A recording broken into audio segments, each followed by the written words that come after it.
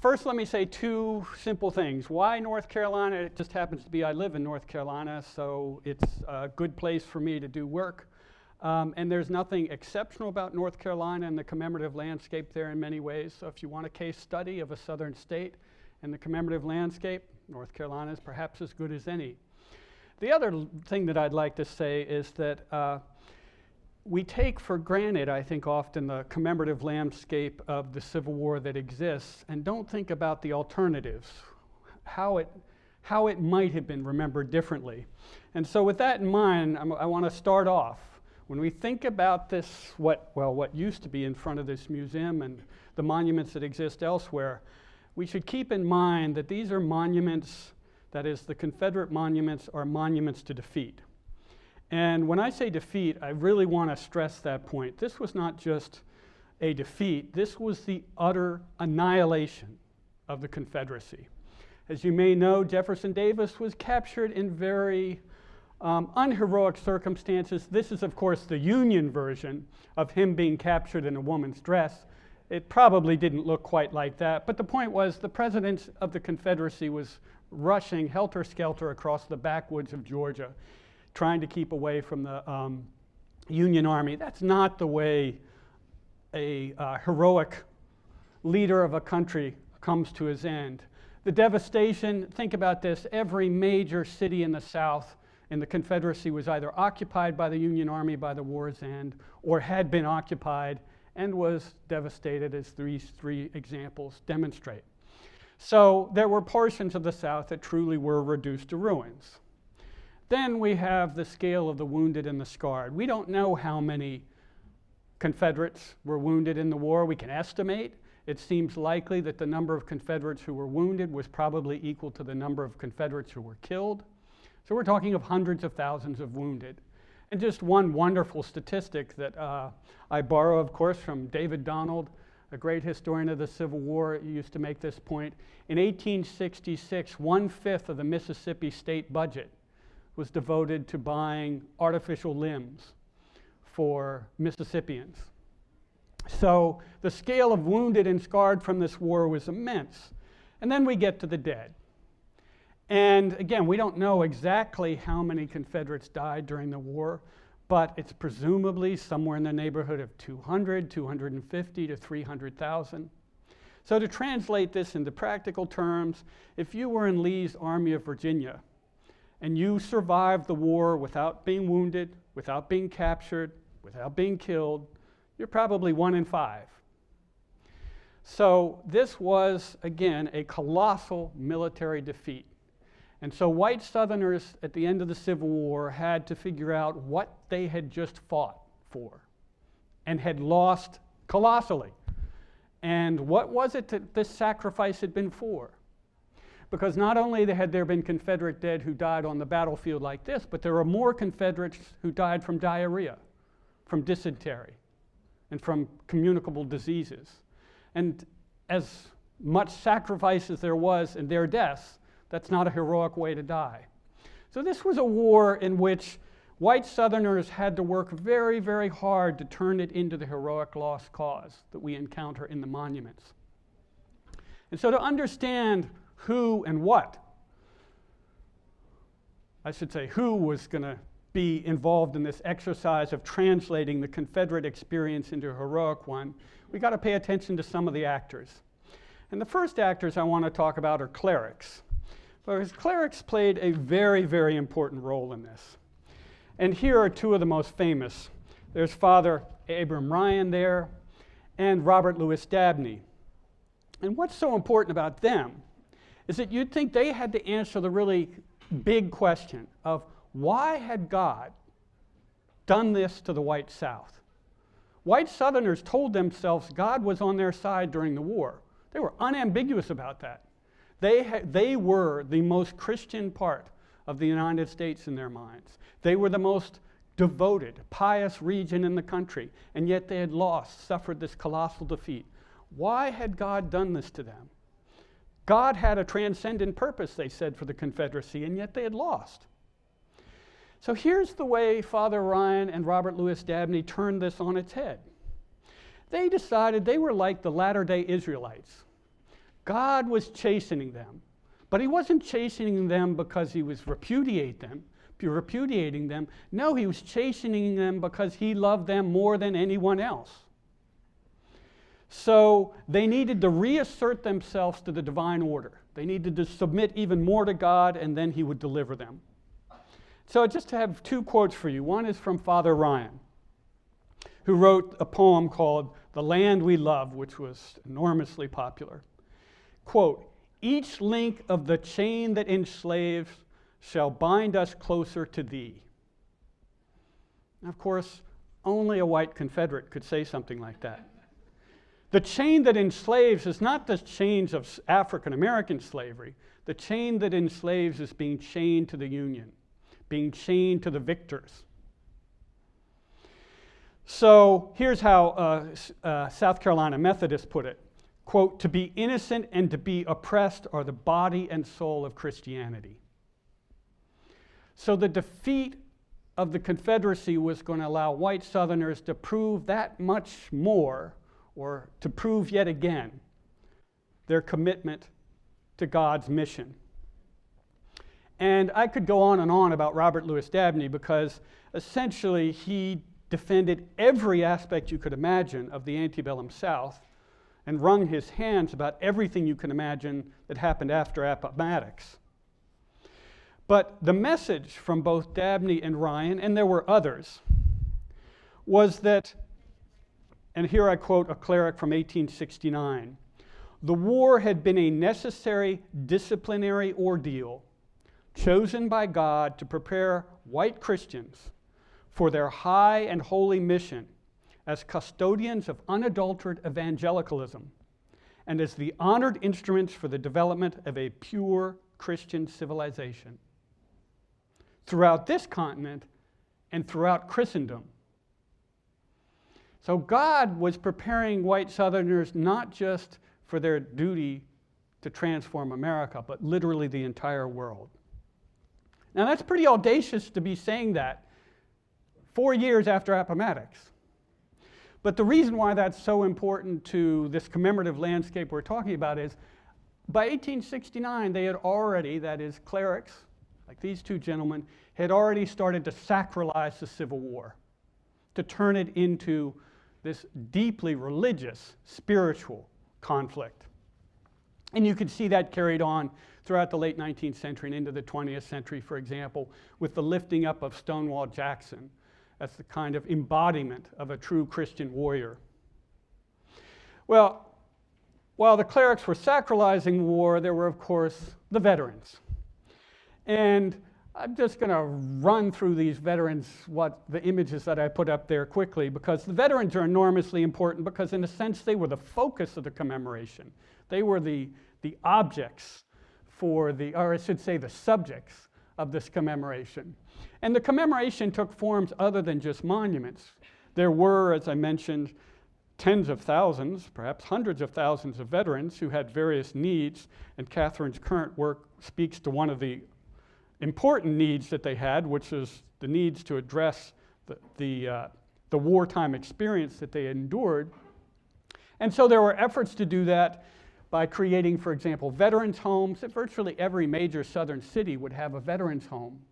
It wasn't until the late 19th century that veterans actually organized into the organization known as the United Confederate Veterans. And so there I have an image of them standing in front of a Confederate monument from Union County, North Carolina.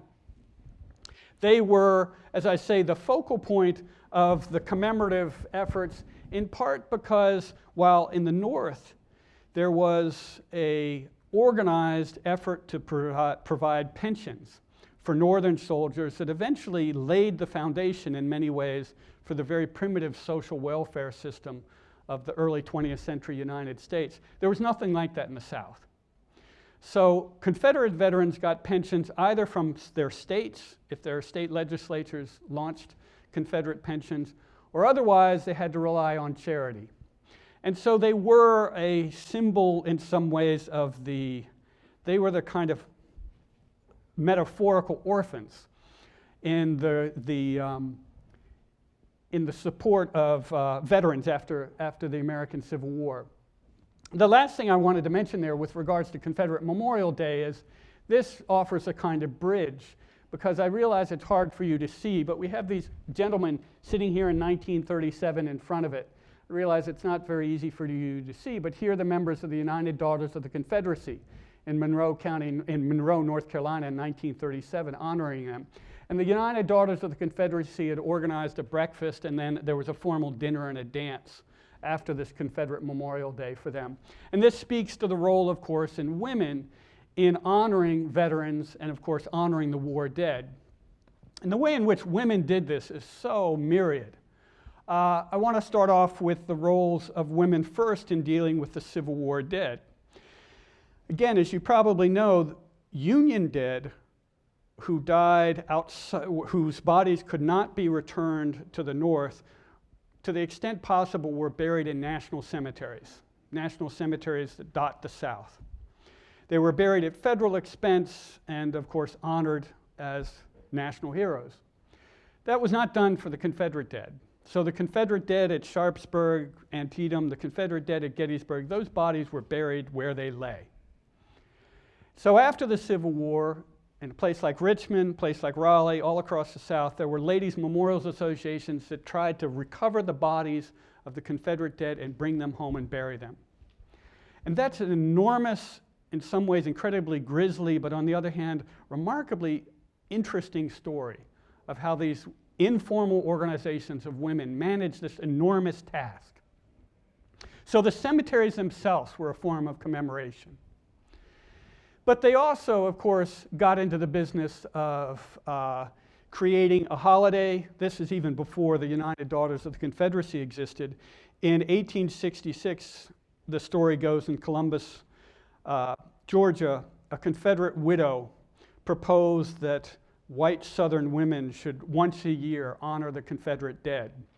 And this proposal was embraced, and by 1869, Confederate Memorial Day was a conventional practice in the South, and it persists up to the present day. So they started creating rituals to commemorate the Confederate dead. And that's where we haven't even gotten to the topic of monuments yet. I just thought I'd include this here to remind you, this is the United Daughters of the Confederacy in Washington State. There were chapters of the United Daughters of the Confederacy in every state in the continental United States by the 1920s. So it was a national organization of white Southern women to honor the Confederacy. So let me, trying to keep on time here, talk about this landscape that they wrought. The reason why women became so important in the erection of these monuments was because, of course, mourning the dead within the conventions of Victorian mourning allotted a very important role to women.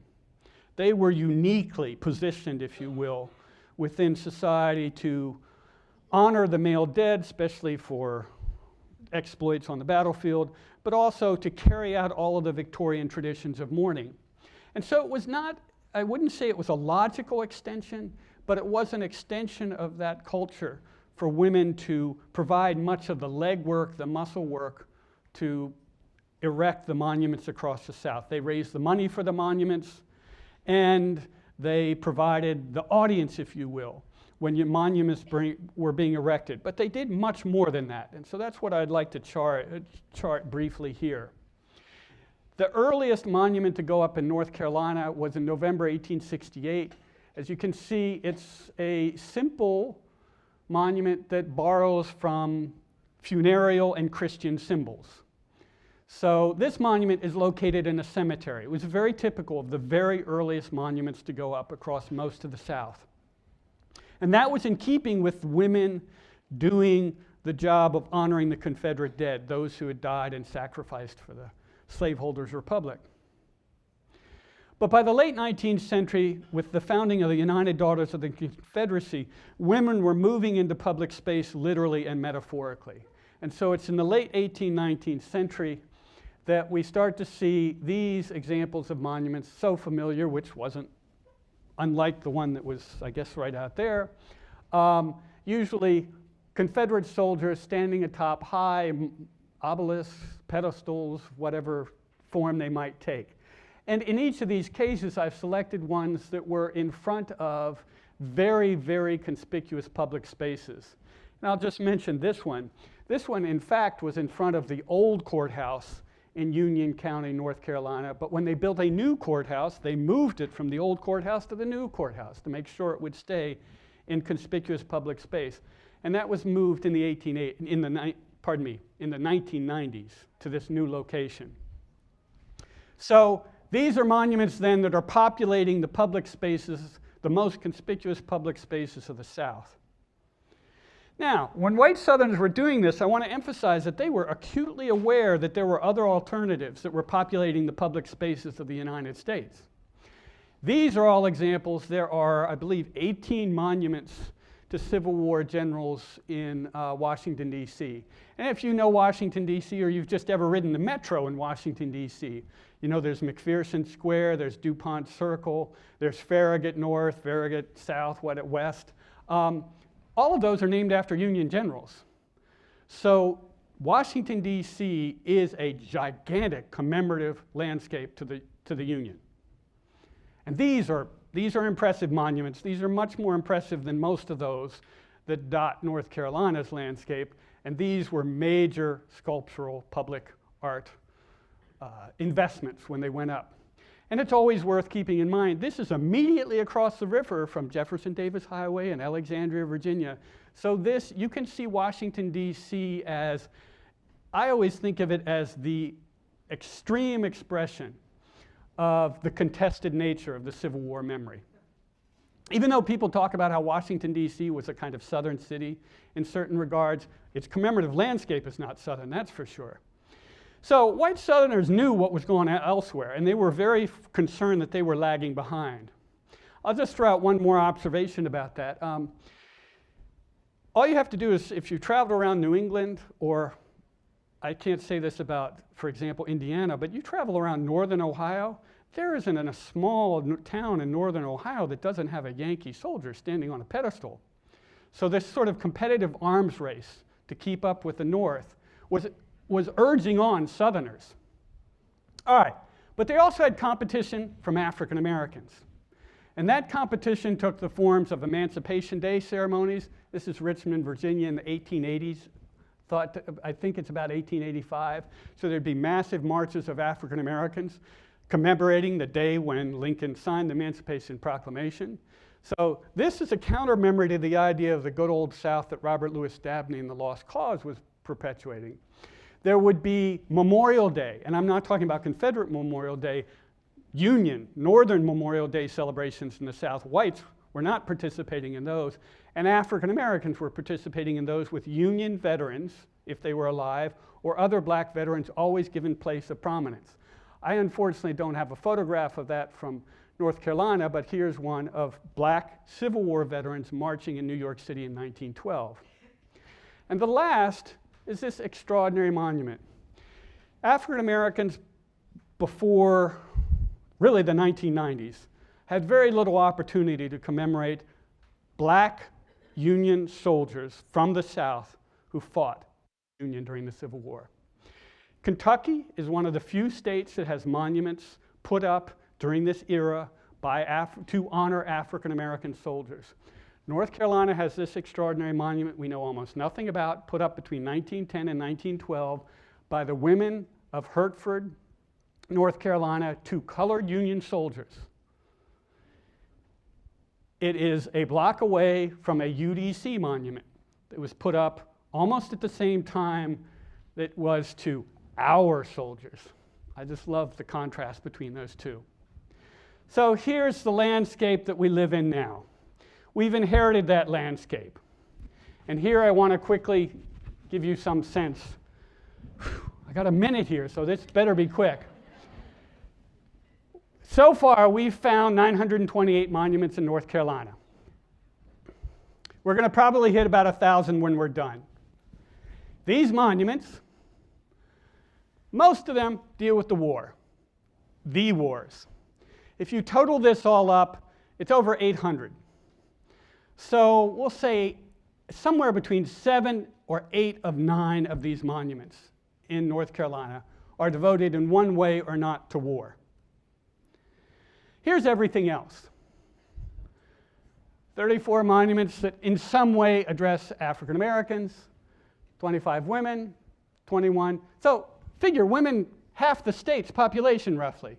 You figure there might be 50 at least, but no. And I put this up here clearly for rhetorical purposes. We have the world's largest dresser, the world's largest chair, and we have the coffee pot in Old Salem. So here's the focus of the debate. Actually, there's one other thing I want to point to. I'm a minute over, please, Catherine. I'm almost done. I realize this is so hard for you all to see. It's so washed out. This is a neighborhood in Wilmington, North Carolina, that was a subdevelopment that was built in the 1950s. And this is Robert E. Lee Drive. This is Semmes Drive. This is Early Drive. This is Buckner Drive. This is Pendleton Drive, Johnston Drive. Have I missed Mosby Drive? Have I missed any Confederates yet? Every street in this subdevelopment that was built in the 1950s is named after a Confederate. So we're talking about a landscape that isn't just dense with monuments, it's dense with street names and school names. And so these are the focus of the debate in North Carolina. This is the monument in Durham as it was before, and the monument as it is today after it was toppled. This is the monument that the governor currently would like to move from in front of the state capitol. It's very comparable to the one that used to stand out here. It's not 10 stories high, it's only 8 stories tall. And this is so-called Silent Sam, who stands at the front of the University of North Carolina campus as a monument to University of North Carolina students who fought for the Confederacy. These are all, well, this one, to say it's contested, that battle's over. But these two are obviously the subject of deep controversy right now. And I think if you want to understand why it's so controversial, you just go back to this simple fact. There are 928 monuments in the state, and if we're going to have a landscape that is diverse, we better start, for those people who say, well, let's start erecting monuments, we really better get to work. Because we have an incredibly long way to go until that landscape is going to be slightly more diverse than it already is. So I'll leave it there. I'm sorry. 2 minutes and 45 seconds over.